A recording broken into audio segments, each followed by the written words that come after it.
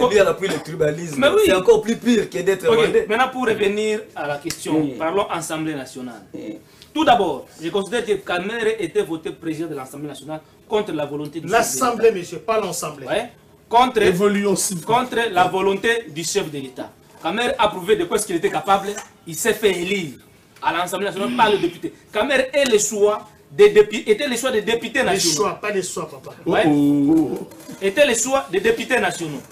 Ça, c'est une vérité. Kamere, on lui a obligé de passer par le primaire à l'Assemblée nationale. Aujourd'hui, les députés, les candidats sont en train de déposer les candidatures auprès d'André Mbata. Ouais, pour qu'une seule candidature soit entérinée par leur autorité de référence. Pourquoi ne pas revenir encore par la même méthode? Il y a primaire à l'Assemblée nationale.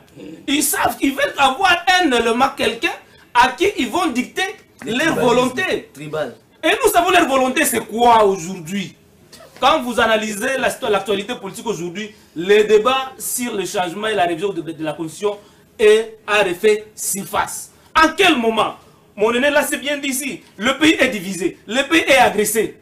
Et quand vous lisez la Constitution, on vous dit que pendant que la guerre est en guerre, on ne peut pas passer par le changement de la Constitution. C'est l'article 219, je ne m'abuse, 219 de la Constitution. Mais c'est à ce moment où on revient avec ces débats-là. Et leur choix aujourd'hui semble être reporté sur Aimé Bodji. Aimé Bodji lui-même, pendant que son parti INC ne s'est jamais prononcé sur le changement ou la révision de la Constitution, nous avions vu Bodji, Aimé Bodji, abattre campagne pour le changement de la Constitution. Donc c'était déjà un transfuge par rapport à la ligne éditée par son parti politique. Et même Bodji là, ministre au budget. Quel était c'est parmi les gens qui ont rendu l'État congolais irresponsable de ses actions. Dans sa circonscription électorale, Walungu et par moment à Bukavu, les actions qui sont censées être menées par le gouvernement congolais ont été posées par son aspect. Mettre dans la ville l'éclairage public. C'est lui, avec son aspect qui pose. Ça, c'est l'État qui doit faire ça. Construction des écoles et des ponts. C'est son association. Ah, comment on appelle ça? Génération Mebodi Sangara. L'État ne pose plus des actions, mais c'est devenu des individus. Vous comprenez que, déjà comme ça, ils ne peuvent rien faire pour l'intérêt national du pays. Aujourd'hui... Vous me donnez une question. S'il faut parler de la diplomatie parlementaire, Vital Kamerhe a été tout à fait mauvais. Tout a été mauvais. Est-ce que Vital Kamerhe avait le main libre? L'accord de paix de Washington a été signé. Normalement, selon l'esprit de l'article 214... Celui du 27 juin 27 juin. Okay. Selon l'esprit de l'article 214 de la Constitution, avant d'aller signer des traités de paix, de négocier tout ce qui est au niveau des résolutions des conflits au niveau international, il doit être d'abord voté à l'Assemblée nationale avant d'aller là-bas.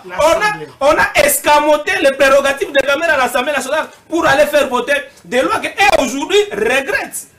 Parce que ce qui est la conséquence logique, n'est-ce pas, de cet accord de paix, c'était l'accord économique que le gouvernement congolais a refusé de signer. Ils se sont rendus compte qu'ils ont mis en danger l'intégrité et la souveraineté de notre pays.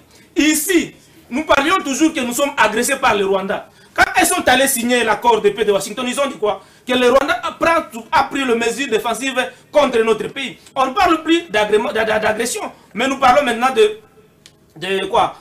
mesures défensives du Rwanda contre la RDC.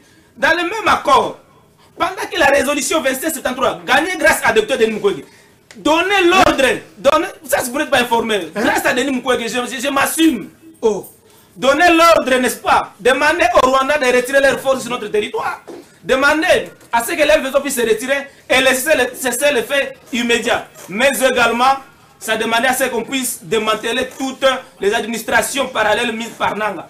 Et ils ont escamoté cette résolution-là en allant signer, n'est-ce pas, l'accord de paix de Washington. Aujourd'hui, cet accord-là les tient par les coups. Je les ai suivis au dernier conseil de